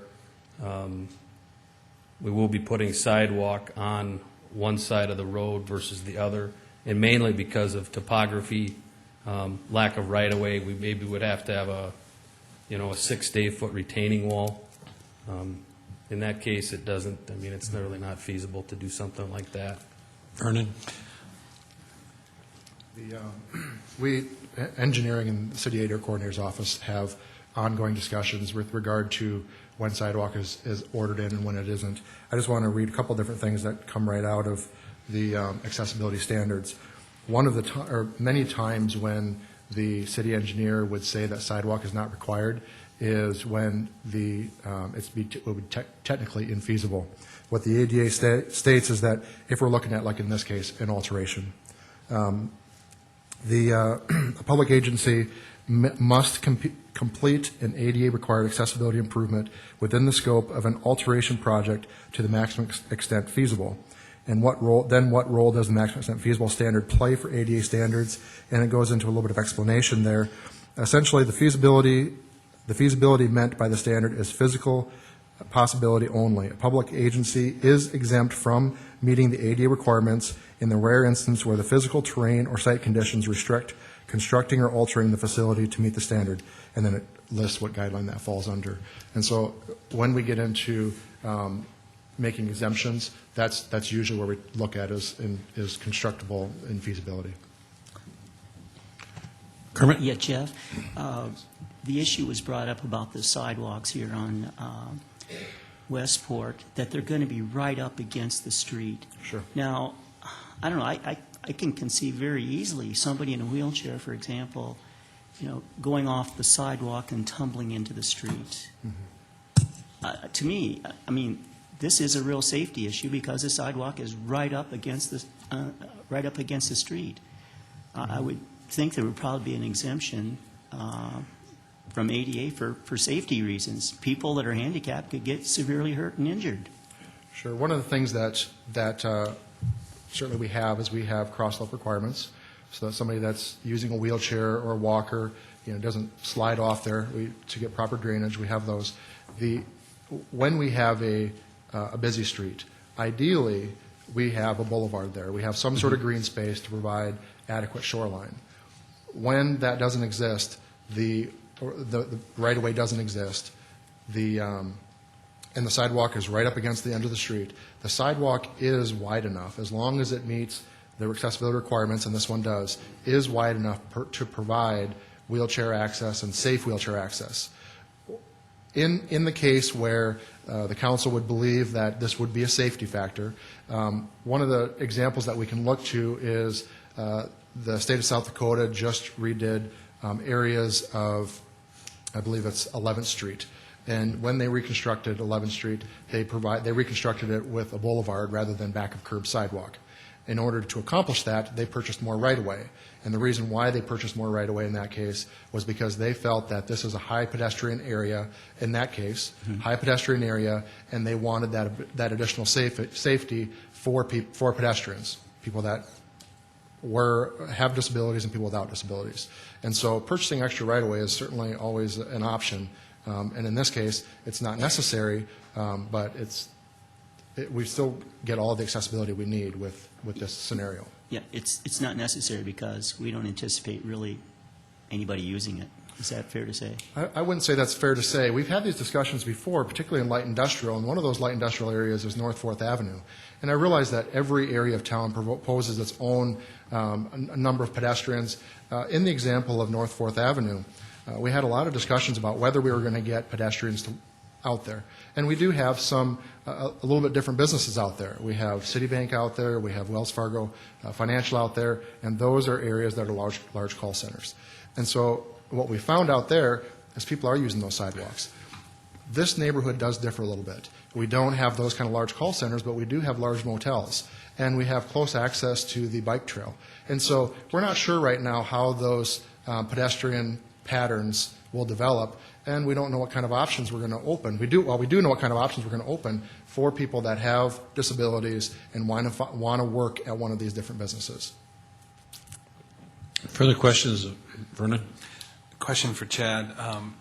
I can't remember if you were involved in this emailing or not, but I had complaints from citizens regarding sidewalks on South Minnesota Avenue. As I remember it, we said that we didn't have the funding to do it right now, so clearly there probably wasn't access from the adjacent landowners. To me, that strikes me as an area that would be far more important for us to put sidewalks in, where there is a clinic there are retail, there are restaurants. I'm just wondering about the priorities in terms of where we put sidewalks. Are you talking about, I think, from St. Andrew's Yes. Place south to 69th? Yes. We have, I believe, Mark, through a memo, committed to, we're in the process, we would get that project ready to bid, and if we could bid it this fall, our priority would be to get sidewalk on at least one side of the street, and if it wasn't in 08, it would be in 09. Okay. But in that case, that is an arterial where sidewalk was not put in with the project. There is no access to the adjacent or abutting property owners, so that cost is on the city. Further questions? Others that wish to address the council on item number 23? Come forward, give your name and address, please.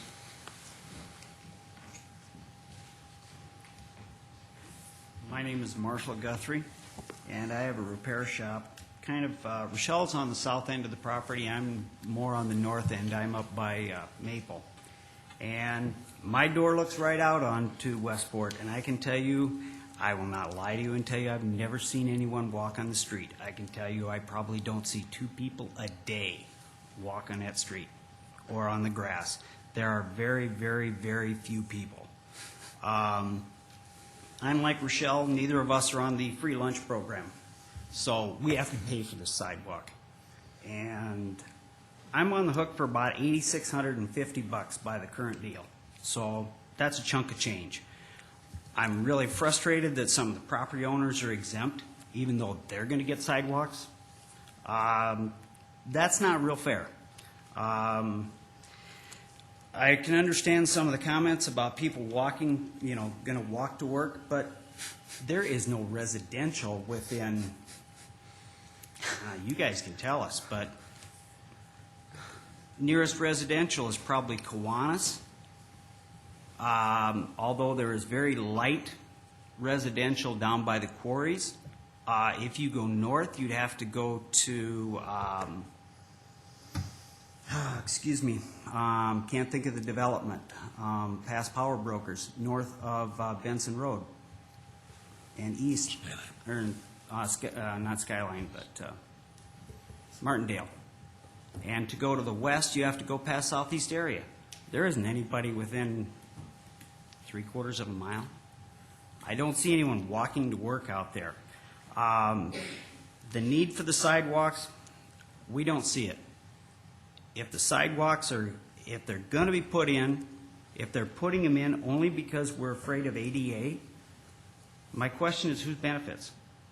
One of the things that came out is that assessing the cost to the people that are benefited. That's not us. As the property owners, we're not benefiting from these sidewalks. I am a little frustrated. The representatives from the city came out to tell us about what they're going to do and how they're going to do it. When they first came out, I asked them about tearing out the curbs. Nope, we're not touching the curbs, nothing. Now when the stuff comes out, they're taking out the curbs, they're taking out some of the approaches, and all of a sudden here comes up sidewalks. None of us heard about sidewalks. When the representatives from the city came out, why didn't they tell us then that we're going to do sidewalks?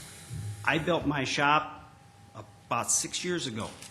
My handicap, I have ADA handicap bathrooms, even in my employee areas, of which we have to. They had to redo my entryway to make it ADA accessible. So ADA regulations were in place at that time, and they forced me to do that. And I asked about about sidewalks. Nope, we're not putting in sidewalks.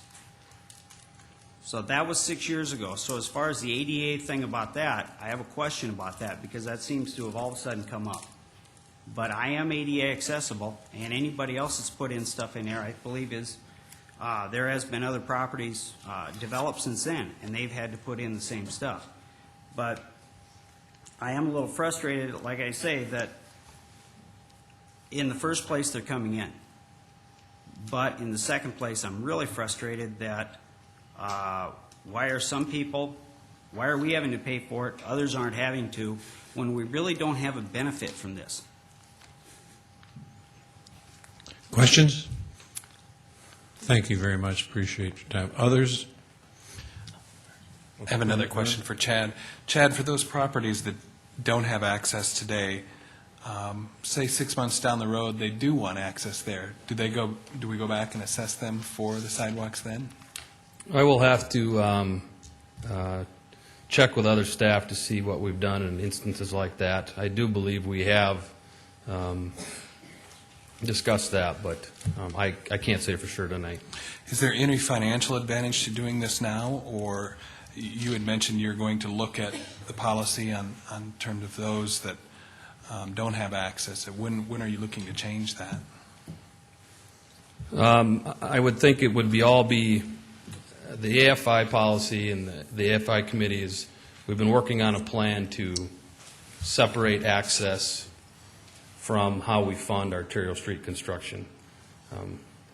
In 2000, I think the ordinance was changed from an assessment per front foot to a assessment if you had access other than the standard quarter-mile location. So at this point, we see a lot of issues come up regarding tying funding to access. So the whole goal of this, part of it, is to create a separate access plan that could stand on its own, and at the same time create an additional plan that would fund the arterial streets.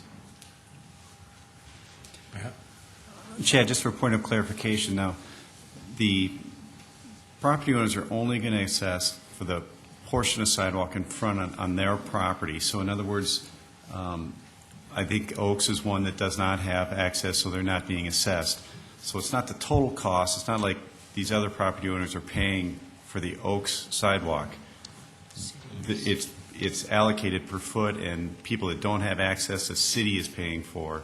It's only the portion that those property owners. Correct. If property X has 100 feet of frontage onto that arterial with an access point, they would be assessed, 100 foot times, we estimate $23 a foot. Kevin?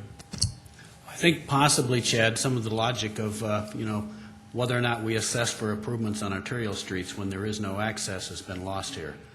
The assumption is that they're getting away scot-free when, in fact, they have access to some other street and they're paying for the assessments, including sidewalks on those streets. Is that not correct? Thank you. And I would like to comment that the curb and gutter, when we first looked at the project, we were going to do spot curb and gutter repairs. During a constructability review, we determined that it would be more cost-effective to replace all the curb and gutter than just doing some spot repairs. Further questions on item number 23? Bob Litz. Chad, on the front of, well, I guess it would be West Russell Street where they redesigned it and brought it in front of those buildings. Is there a sidewalk on the one side that is adjacent to the property owners on that? I can't say if there's or not. I don't know. Mike, do you know? I don't think there is. Mike doesn't believe there is. Further questions? Others that wish to address the council on item number 23? Seeing no one come forward, is council discussion or action item 23? I move for approval of item number 23. Knutson moves. Is there a second? Second, Jameson. Jameson, second. Further comments on the motion to approve? Go ahead, Kermit, and then Bob. I would like to comment on the fact that the policy has been in effect for a long, long time, that the adjacent property owner will be assessed for the sidewalk built in front of his home or business. And that's been in effect for as long as I can remember, and it's state law that I think if a sidewalk is determined that it must be built, it will be funded and paid for by the property owner, not by the city. One of the things we really have to look at is ADA is not necessarily on a convenience basis. It's to provide the accessibility for anybody who has a disability. It is designed so that there's no impediment to that person doing whatever he or she wishes to do, whether it's travel on the sidewalk, ride in an elevator, or whatever the case might be. And that was the purpose of ADA. And whether we agree with it or not, it is a state and federal desire that we make accessibility accessible to everyone. Thank you. Yes, I'd like to make a motion to change the title of item 24 to read, "A resolution declaring the necessity to construct sidewalks on North Westport Avenue and assessing the cost to the city of Sioux Falls." And then also in the body of the ordinance to also go ahead and change anywhere where it says the cost will go to the private business adjacent thereof, to also change that to the city of Sioux Falls. So the amendment, once again, is very simply, the city of Sioux Falls... Mr. Chairman, do we have a second to that motion? We do it. Is there a second? We want the city of Sioux Falls to do this.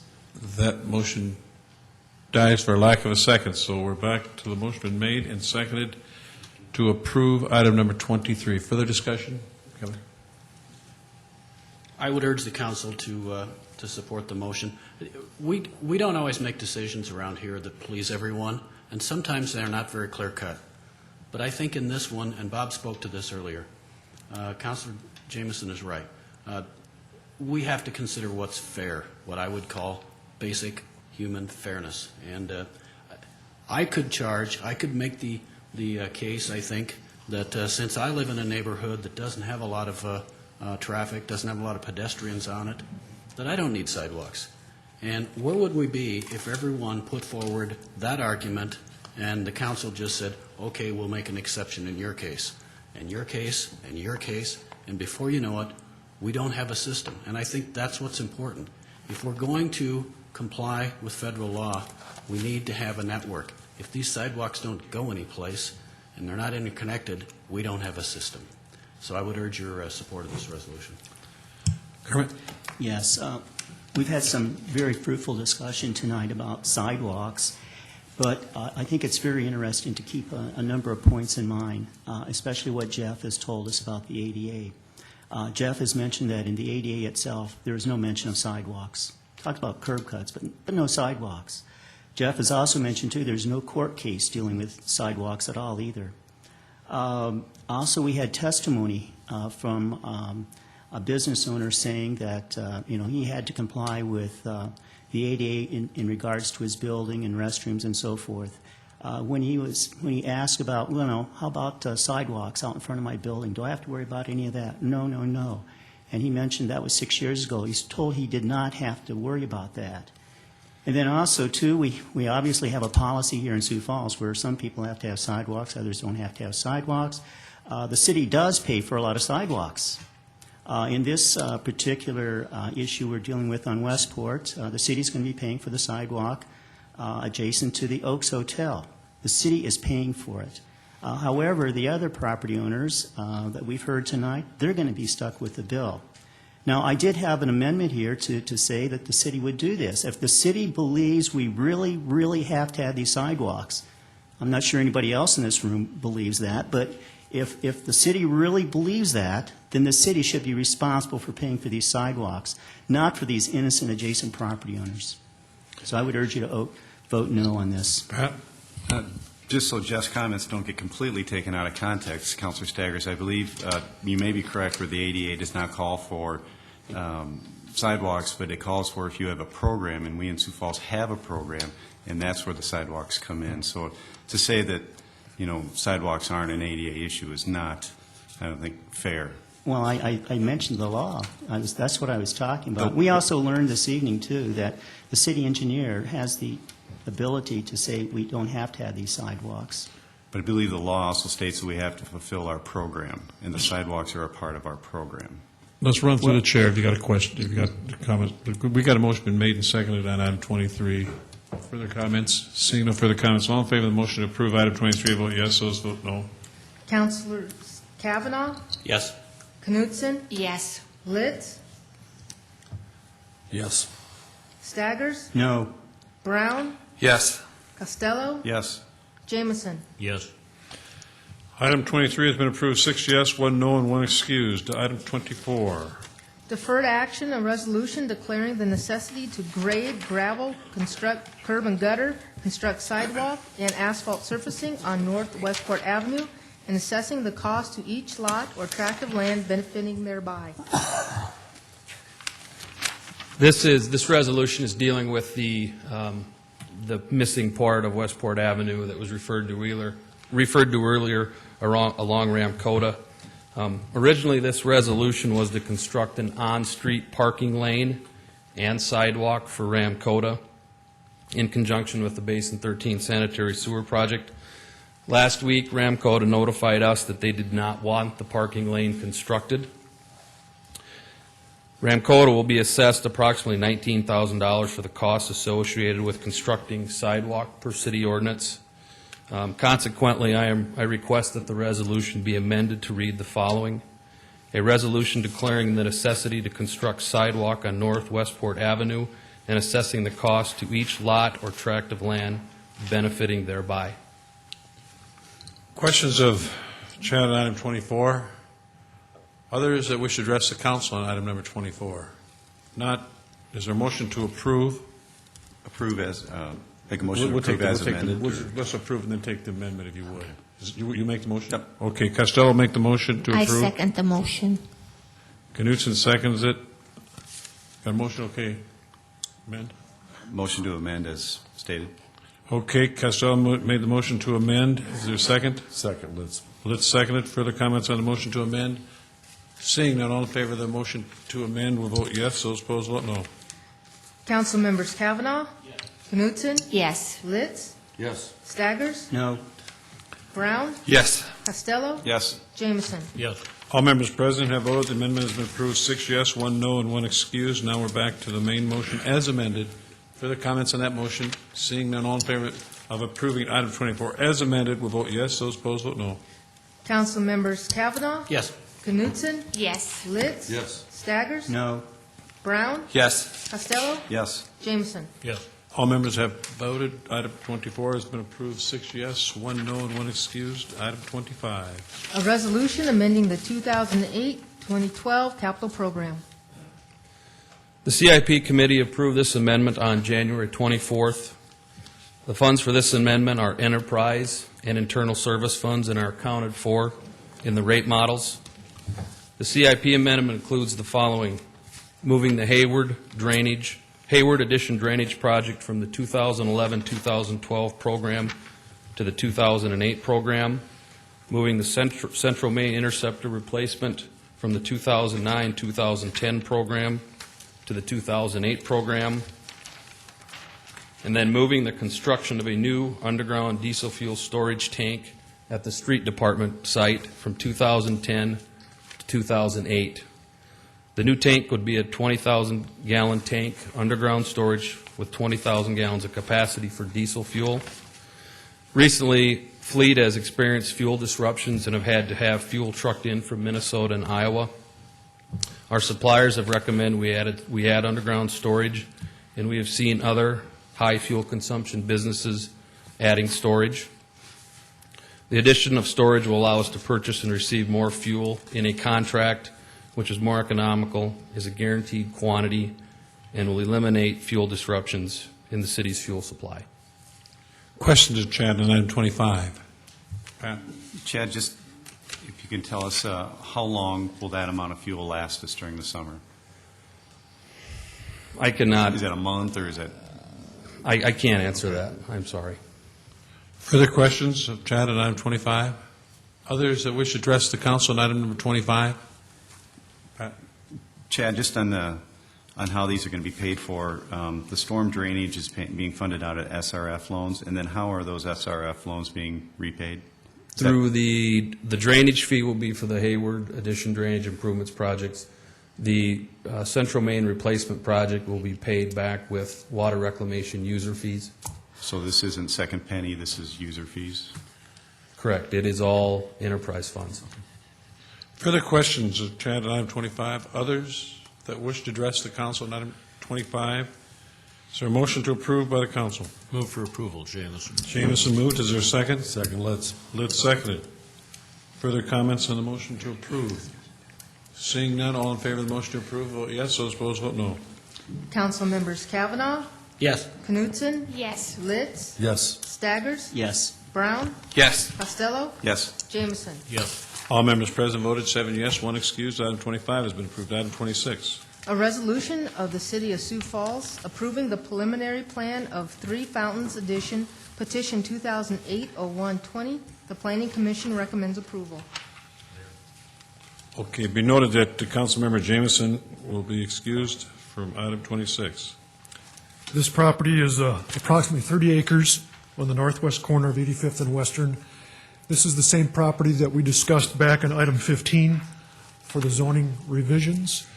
This is a pretty basic layout that shows the street right-of-way and large lots.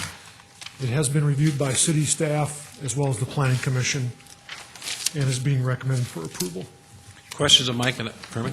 Yes, Mike, on item number 15, with the reading on the zoning, I wanted to ask some questions of the developer. They're not here because it wasn't the second reading. Now I have some questions about the resolution, and they're not here.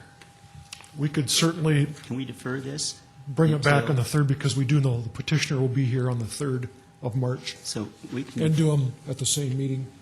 That would be fine. So I guess if it's appropriate at this time, I'll just move to defer this to March 3rd meeting. Motion to defer until March 3rd. Yes. That's been a motion. Is there a second? Just want to ask some questions. Dies for lack of a second, so we're back. Go ahead, Mike. Are you finished? I'm done. Okay, is there any other questions of Mike on item 26? Anybody from the audience want to talk about 26? If not, is there a motion to approve? Motion to approve, Costello. Costello moved. Is there a second? I'll second the motion. Newsom Knutson. seconded. Further comments on the motion to approve? Go ahead. Well, I did want to ask some questions of the developer, but since I didn't get a second to defer this, I won't be able to ask the questions. And so I really am at a dilemma as to how I should vote on this. But I guess I will go ahead and vote on it, even though I haven't been able to ask my questions to the developer. Okay, further discussion. Seeing none, all in favor of approving item 26, vote yes. Those opposed, vote no. Council members Kavanaugh, Yes. Knutson, Yes. Litz, Yes. Staggers, Yes. Brown, Yes. Costello. Yes. All members present have voted. Item 22 has been approved, 6 yes, 2 excused. Item 27. A resolution to approve 2 historical markers on city property. Tonight, we have a recommendation for 2 markers. The first one would be a marker recognizing the Daughters of the American Revolution that we placed at the Veterans Memorial Park. And the second marker would be recognizing Martin Luther King Jr., and that would be placed at Van Epps Park. These markers have been reviewed by the Board of Preservation, by the Park and Recreation Board, as well as the Veterans Memorial Park Advisory Board. And they're being recommended for approval tonight. Don Kearney is here tonight representing the Parks and Recreation Department. And we also have a representative here tonight of the Daughters of the American Revolution who might want to explain what their proposal is, but I'll let her decide that. So we are recommending approval of these tonight. Questions, Mike, on item 17? Others that wish, 27, others wish to address council item number 27? Not, is there council action? Move to approve, let's. Second, move. Kavanaugh. Kavanaugh seconded. Further comments on those motions? Mayor, Yes. I think it might be appropriate for the citizens to know what it is we're approving. I don't think anyone has seen a presentation on these other than the Park Board, Visual Arts, and the Veterans Memorial Park. I'd like Diane to give us a little idea what it is they're proposing.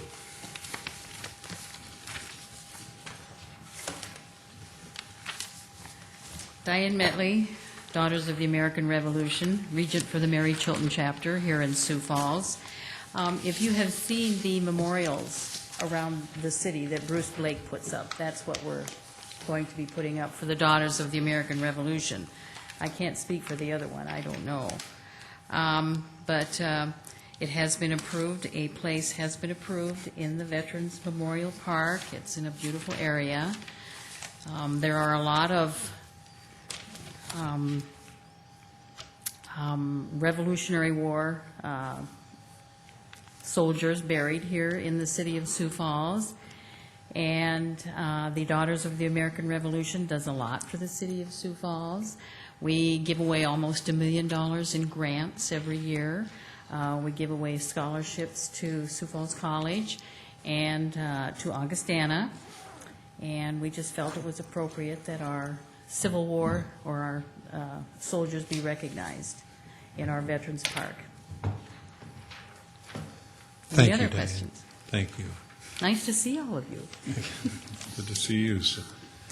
Further questions? We got a motion been made and seconded to approve item 27. Seeing none, all in favor of the motion to approve, vote yes. Those opposed, vote no.